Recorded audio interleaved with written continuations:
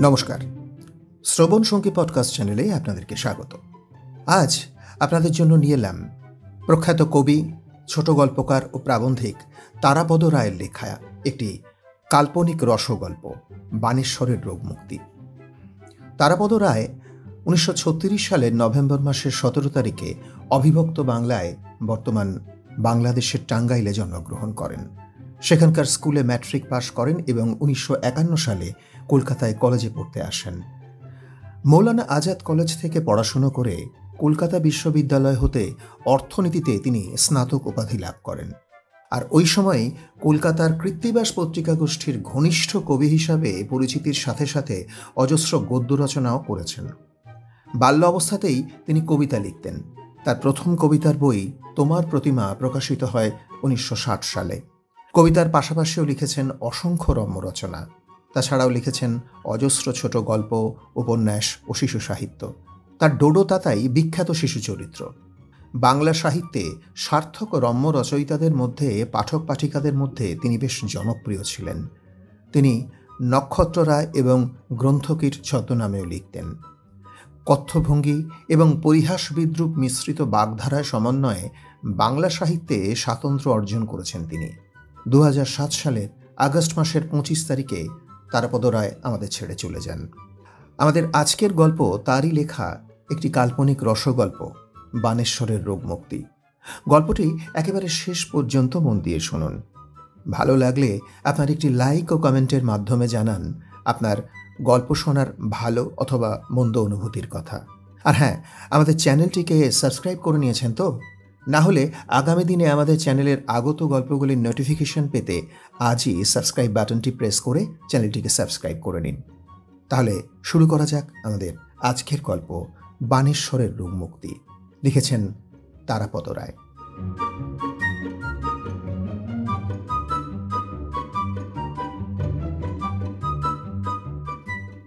বানেশ্বর সরকার একসময় খুব সিগারেট খেতেন। প্রতিদিন প্রায় 30 থেকে 40টা। একবার তার খুব গলা ফুলে যায়। ডাক্তারকে দেখান। ডাক্তারবাবু বলেন, আপনাকে সিগারেট খাওয়া ছাড়তে হবে। আপনার গলার মধ্যে চাকা চাকা লাল লাল দাগ দেখা যাচ্ছে। সিগারেট খাওয়া বন্ধ করলে ওগুলো মিলিয়ে যাওয়ার আশা আছে। আর সিগারেট খাওয়া যদি না ছাড়তে পারি? বানেশ্বরের এই সংলগ্ন প্রশ্নে নির্বিকার কণ্ঠে ডাক্তারবাবু মোক্ষম জবাব দিয়েছিলেন, তাহলে ক্যান্সারে মারা যাবেন। এ ধরনের মর্মান্তিক কথা ডাক্তারবাবুরা সাধারণত বলেন না।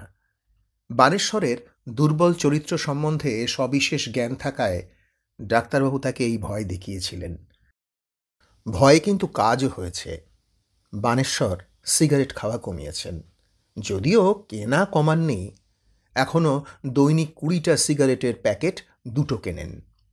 খুব বেশি বিলি বিতরণ যে করেন তা নয়, তবে কোনো সিগারেটই ধরানোর পর একবারের বেশি 2বার টান দেন না।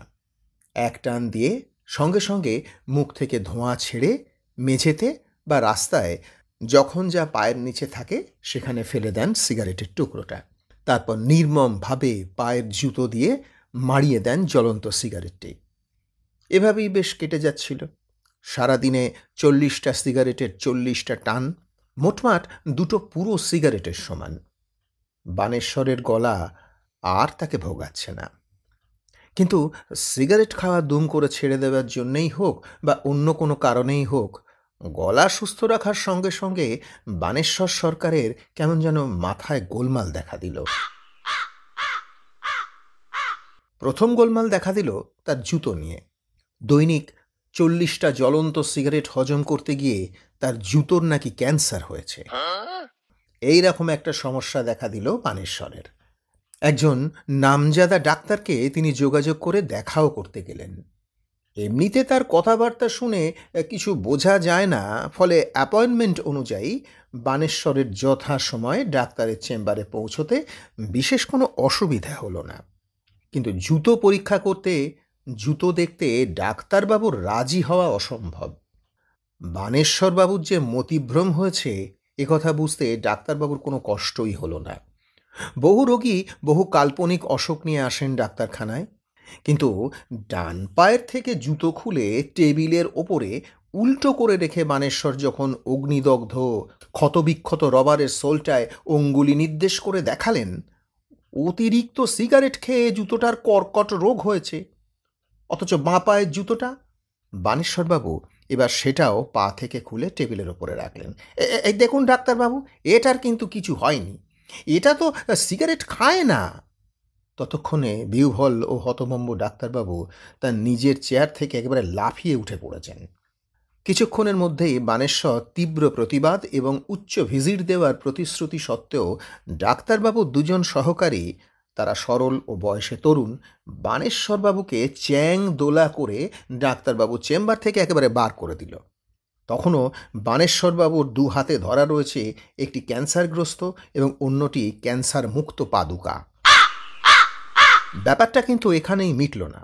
তার প্রিয় পাদুকার ক্যান্সার মুক্তি না হওয়া পর্যন্ত বানেশ্বর বিরত হওয়ার পাত্র নন।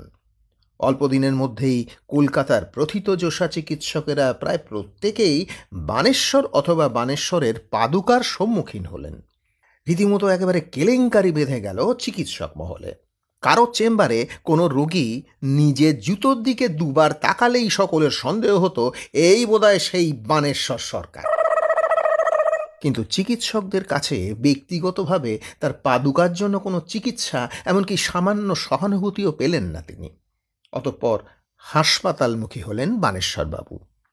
কলকাতার SSKM medical college, Chittaranjan cancer শুধু নয়, শোনা যায় তিনি নাকি ভেলোরে, বোম্বাইয়ের যশোলক, এমনকি দিল্লির ইনস্টিটিউট অফ পাবলিক হেলথে পর্যন্ত দৌড়াদৌড়ি করেছিলেন তার সেই ক্যান্সার আক্রান্ত জুতো নিয়ে।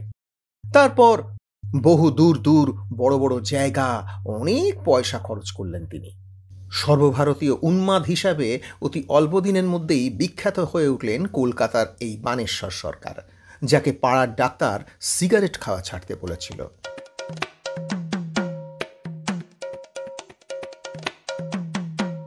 অবশেষে এসব ক্ষেত্রে যা হয়ে থাকে, কিছু বেরসিক এবং সহানুভূতিহীন আত্মীয় স্বজন, বন্ধুবান্ধব বানেশ্বর সরকার মহাশয়কে জোর করে নিয়ে গেলেন এক মনোচিকিৎসক অর্থাৎ পাগলের ডাক্তারের কাছে। সবাই ধরে নিয়েছিল যে পাগলের ডাক্তারের কাছে নিয়ে যাওয়ায় বানেশ্বর যথেষ্ট উত্তেজিত বোধ করবে, কিন্তু না, সেটা হলো না। বরং তিনি মোটামুটি খুশি হলেন, কারণ তিনি মনের চিকিৎসক। বলতে গেলে ইনিই প্রথম ডাক্তার যিনি বানেশ্বরবাবুর জুতো জোড়াকে বিশেষ গুরুত্ব দিলেন। হাতে দস্তানা পরে জুতো জোড়া তুলে তিনি উল্টে পাল্টে দেখলেন। টর্চের আলো ফেলে যেভাবে গলার ভেতর পরীক্ষা করে, ঠিক সেইভাবে জুতোর ভেতরে তন্ন তন্ন করে দেখলেন। অনেক প্রশ্ন করলেন জুতো এবং বানেশ্বরবাবুকে জড়িয়ে, যেন কোনো নিকট আত্মীয় দুরারোগ্য অসুখে ডাক্তার তাকে কিছু জিজ্ঞেস করছেন। এইভাবে অত্যন্ত ধৈর্য এবং নিষ্ঠা সহকারে ডাক্তারবাবুর প্রতিটি প্রশ্নের উত্তর দিলেন বানেশ্বর। পরপর 7 দিন এরকম সিটিং দেবার পরে রায় জানা গেল মনোচিকিৎসকের। অতি পরিষ্কার সংক্ষিপ্ত ব্যাপার, চিরকুমার অকৃতদার মধ্যবয়সী বানেশ্বরবাবু তার পায়ের জুতোর প্রেমে পড়েছেন। এ কোনো হালকা খেলো প্রেম নয়। রোমিও জুলিয়েট, লায়লা মজনু, এমনকি ওই পার্বতী দেবদাসীর প্রেম যে ঘরানার, এও ঠিক তাই, একই জাতের।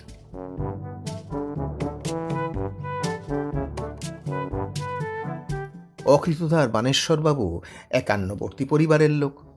তার নিজের কোনো ভাই নেই। খুড়তুতো ভাইদের সঙ্গে তিনি থাকেন।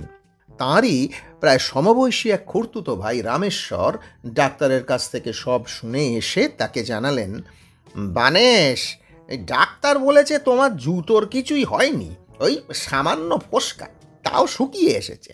সিগারেট খাওয়া বন্ধ করলেই সেটা সেরে যাবে। তারপর ছোট একটা হেঁচকি তুলে রামেশ্বর বললেন, তবে গোলমাল হয়েছে তোমার দিক থেকে, বুঝলে। ডাক্তারবাবু বললেন যে মনোসমীক্ষণ করে ধরা পড়েছে তুমি নাকি তোমার ওই জুতোর গভীর প্রেমে আচ্ছন্ন, তার প্রতি আসক্ত। জুতোর ক্যান্সার হয়নি জেনে বানেশ্বর যতটা আশ্বস্ত হয়েছিলেন, প্রেমের প্রসঙ্গটা শুনে বানেশ্বর রীতিমতো হকচকিয়ে গেলেন। এই বিগত যৌবনেও তার কর্ণমূল রাঙা হয়ে উঠল।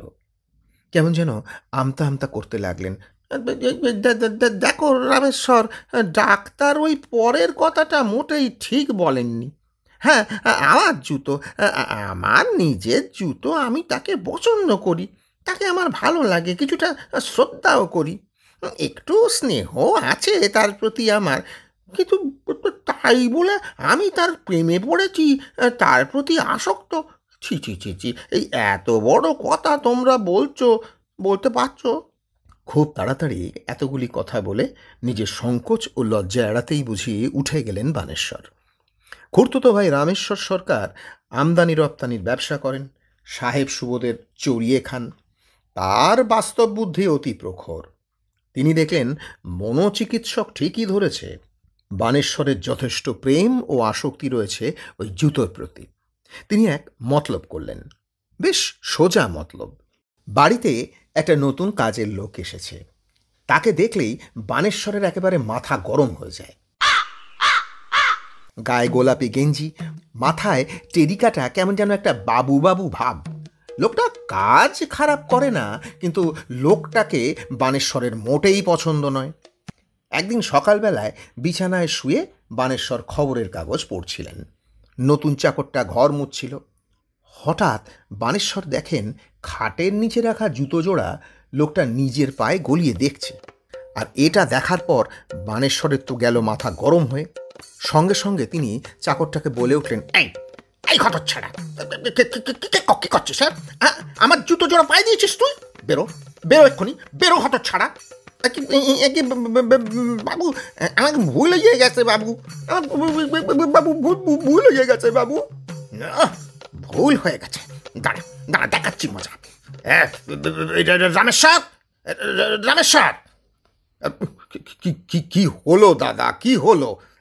এটাকে তাড়াও, এটাকে তাড়াও, আর বৌমাদের বলে দিও এই লোকটা যেন কখনো আমার ঘরে না ঢোকে, বুঝলে? কত বড় সাহস বেটার, আমার জুতোয় পা গলাচ্ছে। এই ঘটনার পরিপ্রেক্ষিতেই রামেশ্বর তার মতলব হাসিল করলেন। একদিন দুপুরবেলা বানেশ্বর তার ঘরে দিবানিদ্রায় মগ্ন। সেই সময় রামেশ্বর চুপি চুপি বানেশ্বরের ঘরে ঢুকে খাটের নিচ থেকে তার সেই বিখ্যাত জুতো জোড়া বার করে বারান্দায় এসে নতুন ভৃত্যটিকে ডাকলেন, এই এদিকে আয়, তোর এই জুতো জোড়া পছন্দ? লোকটি কিছু বুঝতে না পেরে কিঞ্চিত ইতস্তত করে স্বীকার করল, এর জুতো জোড়া ভালো। সঙ্গে সঙ্গে রামেশ্বরবাবু জুতো জোড়া তাকে দিয়ে আর তার বকেয়া মাইনে চুকিয়ে তার সঙ্গে 10 টাকা বকশিস দান করে লোকটিকে বললেন, যা, এ বাড়ি থেকে বিদেয় হ, আর কোনোদিন এ মুলুকে আসবি না, বুঝেছিস? লোকটি অভাবিত সৌভাগ্যে বিগলিত হয়ে দাঁত বার করে হেসে নিজের জিনিসপত্র নিয়ে জুতো জোড়া হাতে করে দ্রুত প্রস্থান করল। বিকেলে ঘুম থেকে উঠে জুতো জোড়া দেখতে না পেয়ে বানেশ্বর রীতিমতো মুষড়ে পড়লেন, বলা উচিত একেবারে ভেঙে পড়লেন। যখন তাকে জানানো হলো যে নতুন বাবু চাকরটাই জুতো নিয়ে পালিয়েছে, তিনি একদম ম্লান হয়ে গেলেন। কেবল ছিছি করতে লাগলেন আর স্বগতোক্তি করতে লাগলেন, আমি আগেই সন্দেহ করেছিলাম, ধরেও ফেলেছিলাম। ছি ছি ছি ছি ছি, সাথে কি আর জুতো বলে? হ্যাঁ, কত কষ্ট করে, কত ডাক্তার দেখিয়ে কঠিন অসুখের হাত থেকে বাঁচালাম, শেষে কিনা একটা চাকরের সঙ্গে পালিয়ে গেল। ছি ছি ছি ছি ছি, ছ্যা ছ্যা ছ্যা।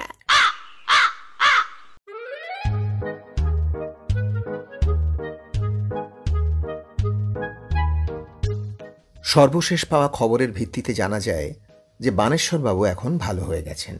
একজোড়া নতুন জুতো কিনেছেন, তবে তার প্রতি তার তেমন কোনো আসক্তি নেই। প্রয়োজন মতো পায়ে দেন, আর সিগারেট খাওয়া সম্পূর্ণরূপে ছেড়ে দিয়েছেন। আসুন আমরা সবাই তার নিরোগ ও দীর্ঘ জীবন কামনা করি। এ কি অপূর্ব প্রেম দিলে বিধাতা আমায়, কি অপূর্ব প্রেম দিলে বিধাতা আমায়, ভালোবেসে রাজা বা ফকির দুই হওয়া যায়, কি অপূর্ব প্রেম দিলে বিধাতা আমায়। কি ভাগ্যিস বানেশ্বরের খুড়তুতো ভাই রমেশ্বর বুদ্ধি করে সেই জুতো জোড়ার একটি গতি করে দিলেন। তা না হলে বানেশ্বরবাবু হয়তো জুতোর প্রেমে ফকিরই হয়ে যেতেন। বানেশ্বরের গল্প আজ এই পর্যন্তই। এবার ঝটপট লিখে ফেলুন আপনার গল্প শোনার অনুভূতির কথা আর শেয়ার করে নিন আপনার প্রিয়জনদের সাথে। আজকের গল্পের কথক বানেশ্বর, রামেশ্বর, ডাক্তার ও রামেশ্বরের চাকর সব মিলিয়ে ছিলাম আমি প্রবীর। তাহলে আজকের মতো বিদায়। খুব তাড়াতাড়ি ফিরছি আমাদের পরবর্তী গল্প নিয়ে। সবাই ভালো থাকবেন, আনন্দে থাকবেন। নমস্কার।